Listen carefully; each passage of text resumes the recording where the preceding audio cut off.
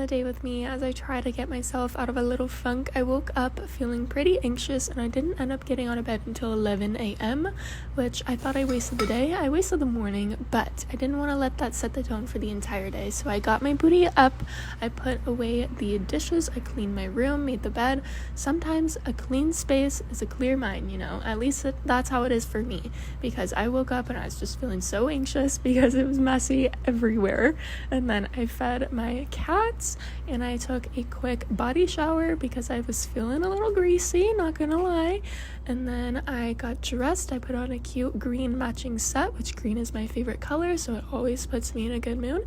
And then I made some breakfast. I ate breakfast at 12, which I don't condone that. I was feeling a little hangry, but it's okay. And then Noah and I went to Chipotle before grocery shopping, so we weren't too hangry after grocery shopping, because if you know, you know. And then we stocked up the fridge. A stocked full fridge equals a happy heart. And then Noah and I watched our show, and that was it.